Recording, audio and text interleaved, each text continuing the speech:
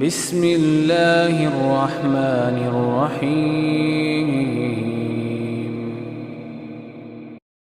سحری اور افطاری کے 7 فضائل اور مسائل۔ نمبر 1، سیدنا انس رضی اللہ تعالیٰ عنہ سے روایت ہے کہ رسول اللہ صلی اللہ علیہ وسلم نے فرمایا تسحروا فإن فی السحور برکہ، متفق علیہ، کہ تم سحری کھایا کرو کیونکہ اس میں برکت ہے۔ نمبر 2، آپ صلی اللہ علیہ وآلہ وسلم نے فرمایا ان فصل ما بین صیامنا و صیام اہل الکتاب، کہ ہمارے اور اہل کتاب یعنی کرسچن جو ہیں ان کے درمیان روزہ میں سحری کھانے کا فرق ہے۔ رواہ مسلم، یعنی وہ سحری نہیں کھاتے، ہم سحری کھائیں گے۔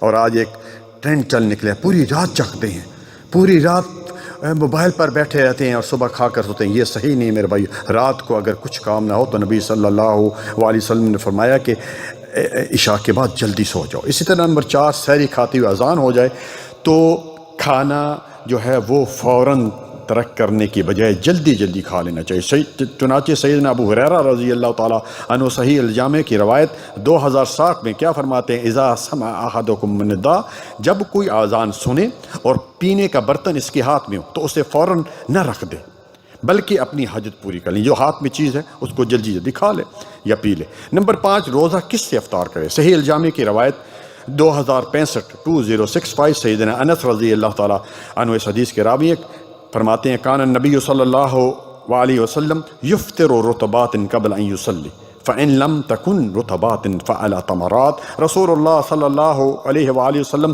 تازہ کھجوروں کے ساتھ نماز سے پہلے افطار کرتے، اگر تازہ نہ ہوتی تو خشک کھجوروں کے ساتھ، اور اگر یہ بھی نہ ہوتی تو پانی کے چند گھونٹ پی لیتے۔ ہمارے پاک و ہند میں ایک چیز نکلی ہوئی ہے، نمک کے ساتھ کہتے ہیں روزہ افطار کرو، اجر ہے۔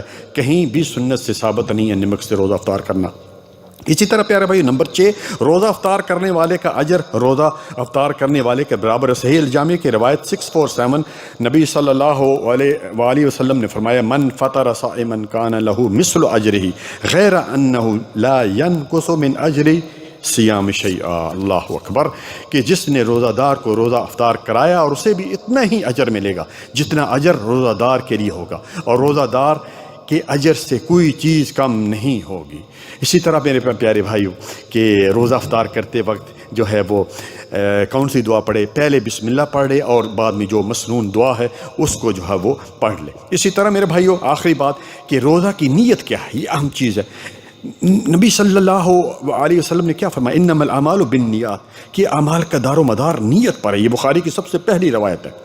اس لیے روزہ کی نیت ہو، یہ نماز کی نیت، دل کے ارادے کا نام ہے۔ یہ جو ہمارے ہاں بعض لوگ کہتے ہیں وہ بصوم غد نویت، یہ سنت سے ثابت نہیں ہے۔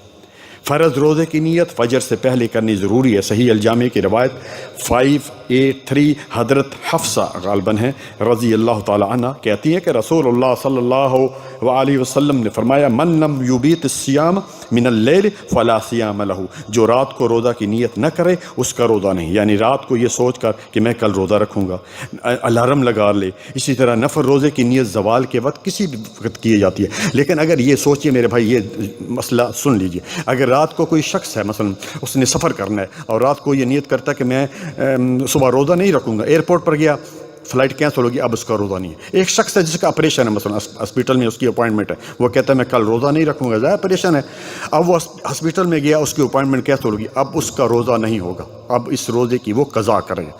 ٹھیک ہے میرے بھائی، امید ہے سمجھ گئے ہوں گے۔ جزاکم اللہ خیراً، بارک اللہ فیک، السلام علیکم ورحمۃ اللہ وبرکاتہ۔